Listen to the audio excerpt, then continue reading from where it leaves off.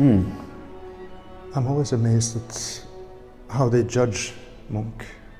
How's that? You're more familiar with that. Yeah, because this is from '84, right? So he was like 21. And then they're talking about him as the student who made typical academic paintings or typical for the time. Yeah.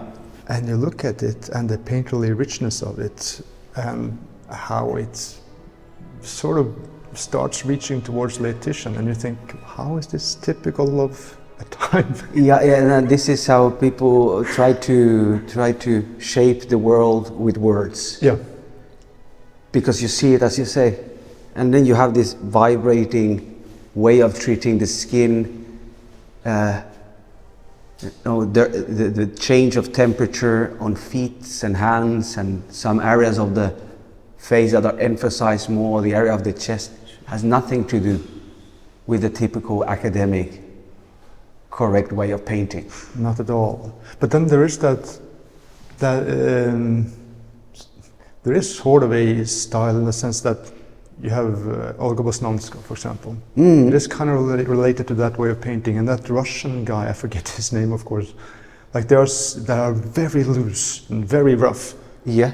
And again, I guess the difference is that Munch is able to combine that with the solidity of the form, so it doesn't just become like a loose paint. But this painting here is before Sick Child. This is 2 years before, yeah. 2 years before, Yeah. okay. Yeah. But then you see already this kind of vibrating, sort of dissolving, kind of bit nervous, sort of alive thing that is not from a typical correct academic painter. And you see the dirty feet. This is, speaking of Caravaggio, Yeah. I think if the young Munch met the young mature Caravaggio, Yes. met late Titian, you would have a quite interesting conversation. Yes, because that feet, and look at how it ends with the toe there, and then there's. Yeah. So on the heel there, you see that little red line there? Yes. Little clarity, because of all the grayness, it can really work as a solid line. Yeah, it creates that contrast. So it, even from distance, you can see how distance between the sock, the other foot, and that back of the heel. And look at this shape around. You see the whole structure, the volume there of the foot. It's a little bit crooked somehow, but Although there you have those pieces of mosaic sort of put together, right? yeah, and then they are left there. There's no of this kind of spreading out the paint like that to make the volume. Now it's 1, 2, then some brushstrokes there of gray, green, the dirt under the heel, and then you get the whole shape there of the heel, and then the arc here of the foot. It's great. It's really, really great.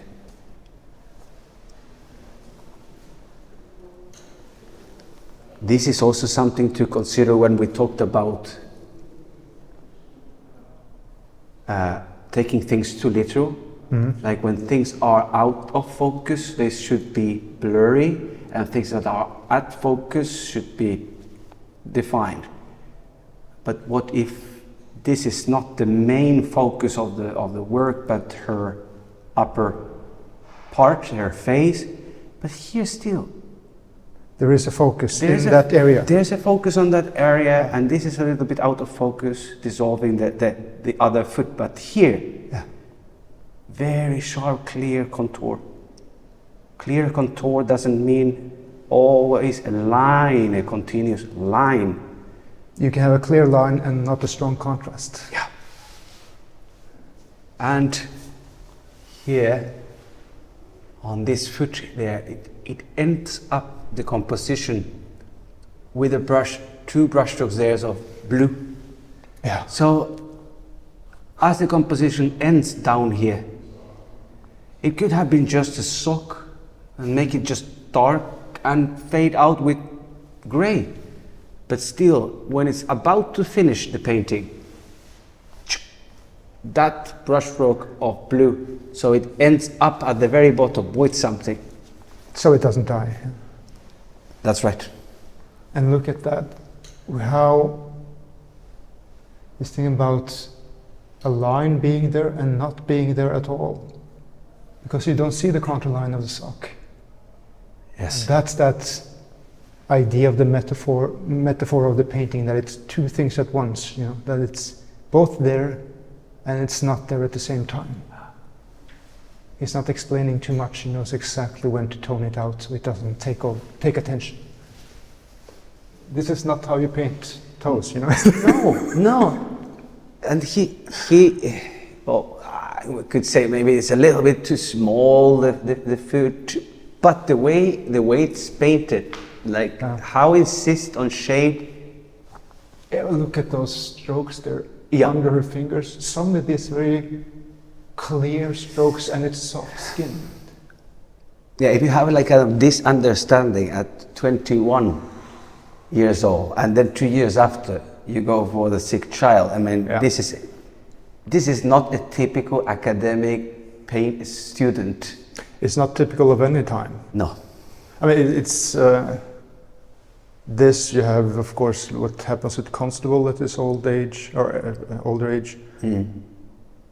And there was a similarity there also because, you know, when he painted the sick child, he exhibited it as a sketch to try to sort of protect him from the criticisms. He knew they would not like it. But also with Constable, when he made those big ones, he had sort of the Rembrandt version and he had the exhibition version. And the exhibition version was even criticized for being too rough. The exhibition version? Yes, in the beginning of the 1800s. It was still considered too rough. And so there's a very strange similarity. I'm just wondering what specifically led Munch to this, because I mean, he was in Paris a little bit. I'm not sure if they had the Rembrandt there then. I guess they did. They have the Bathsheba, but there might be something of that. Yeah. By Rembrandt that might have influenced this, and also like prioritizing the areas of light, leaving behind more loose, dissolve the dress that doesn't really matter, but just keeping the shape and the silhouette right. And what happens there is not, because there's a very Rembrandt-like quality, and of course it's not that no other painter has that, it's just that Rembrandt masters it on a different level. But Munch has the same thing, like this whole hip area and the cloth there and the background, they're flattening it all out, but vibrating. And the way she's sitting on the bed cloth, the white there, I mean, it has similarities with how Rembrandt painted Bathsheba, I think. Yes. Is it that she's sitting there with the note there, sort of contemplating with a melancholic look, the letter that she has read, and the feet is there. She's sitting that way, and over a white dress there. So there's something. It's not copying. It's not just taking and stealing and be shameless in the way he does. It's emulating. This is imitation, I think, of a work. It's liking the pattern, how it's composed, somehow the motif and the mood, and just doing something with it. Learning the logic of the language. Yeah, exactly. So there's definitely something kind of Rembrandtish in this, and definitely not the student from an academy. You know, this is. I know, they have some work of his sort of teacher here, Christian Krogh, whose name you don't have to remember. Yeah, no, I remember.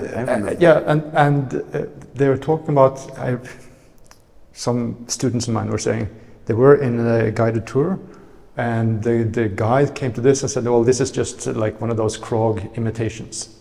Krog. And I'm thinking, if Krog ever achieved like this much of this, he would be a good painter. So there's sort of complete lack of understanding what this is. Yeah. I mean, look at that. That's scraping here. Yes. And in the hair. And you, at 21, like having some sense of composition here, like that area there could be painted with a lot of detail, like for example an academic painter should do, or it could have been just left like with nothing, but there's this glass with a bottle of water next to it, and just slightly the window leads to, I don't know, it almost looks like a brick wall that is there. It's like it's but just that the curtain there. Yeah. Like you have that little stripe towards the very edge, that could so easily go wrong. Yeah. Or just leave this area completely dead, or describe it too much, but like it's taking care of that corner, but not really over explaining what's going on. You have also the diagonal of the bed. Yeah. Also that creates some angle there, and then the leg and the arm, that creates a bit of a tension here, diagonally from bottom left to upper right. But I mean, if you have that kind of thing at 21, it's quite remarkable. But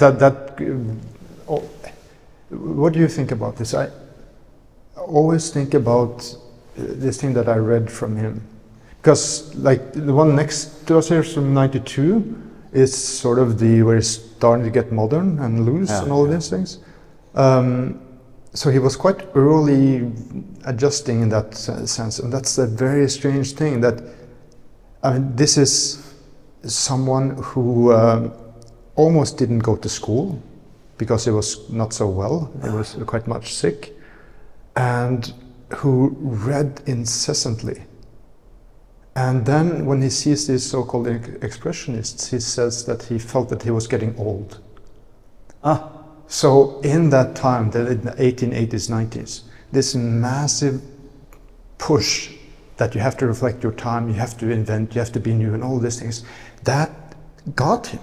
Yes. Like this is arguably one of what Munch, Hartwig, well, odds, not of course, but in the 19th century, Munch and Hartwig, I guess, are the two old master painters in Norway. And he gets tricked by that idea that you have to follow the time. And it tricked many. Yeah. And it tricked many, yes. But it's so strange that your talent, your knowledge, your insight, like you're talking about, and this idea of transforming the Bathsheba, I have never thought about that before you said it now. Yes.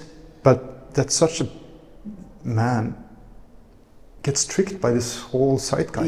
Even if you have that kind of capacity of taking the best, digesting it, and come out with something like this, like naturally, no one somehow pointing you. I mean, the whole environment is saying new, modern, a new language, and he gets this. Through intuition, kind of thinking that this. He might have seen Rembrandt, but also you see the hair here of her. Oh yeah, on the back side? No, in front here. So you see this little red. Oh yeah, that one. Sort of thing falling from behind her ear, and a little bit reddish, like dark reddish, and how it rests on the top of the skin. It adds some warmth to the area, and also goes back to Bathsheba, Rembrandt's Bathsheba. She's kind of, there's a drapery or a braid here hanging from her hair, and it's also kind of resting on top of the shoulder. A bit reddish also. So there's something. And then you have like this here, very soft, and also very loose, and then boom again, very sharp, and then loose again. Yeah. And look at the eye. You know, so many things can so easily go wrong here because it's that little angle, but he pulls it off, and then you have that shadow here. The contrast around the nose, which is very strong, but it works. You have a dark orange there against the gray bluish of the background. Yeah. Well, it really brings a lot of attention there, and how much contrast can be done with this change of temperature. It is also very sort of reminiscent of a sick child in some way. The Yeah. mouth is almost not there at all. It's just like a little dot here of some reddish gray and then some white or whatever. And look at the ear. That sudden contrast here, but it still doesn't pop out. No. And like no black or very dark shadow. The shadow here, it's treated really with a lot of care. Yeah. To say at least, there's green, there's orange, there's some gray, there's a lot of variation, brush strokes, different ways of solving the surface. I mean, really, it's great. Yes. And you could never think about like scraping like that over the soft, The model doesn't tell you that. young skin of this beautiful woman in the morning. It's like, why are you? Sebastian, you must never scrape in a young woman's face because she's supposed to have pretty skin. Yes, But it works. but it works. And you get close to it, and it's like, wow, I have never seen those scratches like painted by a cat.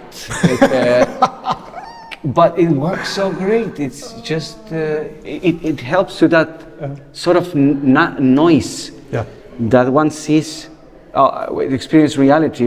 It's not this 4K, 5K, I don't know, HD. 15K. Yeah, it's like old VHS. There's grain. The film quality. There's something in also with observing real life. There's some texture to it that I think this also helps to. It's softer. It breathes.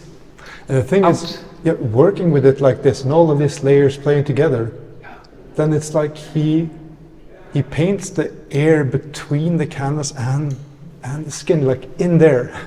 Yeah. And then you suggested also that kind of in-between zone, this limbo. Yeah. In between the hair and the background, there's some kind of glow in between. Yes. So that's also something that helps to get this air. You see it here also in front of the mouth. Yes. There's a little limbo in between. The in between. And Or like, look at the stroke under the nose. that kind of lighter orange that appears a little under the red. And then look at this. Yeah. Also, it's really great, and what I like is that the shadows are also treated with a lot of care. a lot of care and a lot of attention. It's not just the light what interests him, but also have all these different graduations of temperature also in the shadow areas, which like an academic painter could just and the take out academic to painter dark. wouldn't leave that little spot there. No, he would fix it. Maybe that was an accident. Yeah, he could fix it. And then this is okay. Well, there's something happens, you know.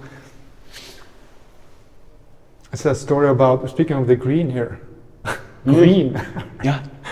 There's a story about how he was painting some trees and then painting the green that went up the trunk of the tree from the grass. There wasn't green on the trunk, but he painted it because it visually appeared like that. Yeah. And then so that's when you get these type of effects, right? That's not how it is, but it can appear like that. It can appear like that, and it looks right on the painting. So it works. Thank you for checking out this video from the School of Apelles. To watch the full video and access our premium library, go to caveofapelles.com/subscribe and become a $10 patron. That's caveofapelles.com/subscribe.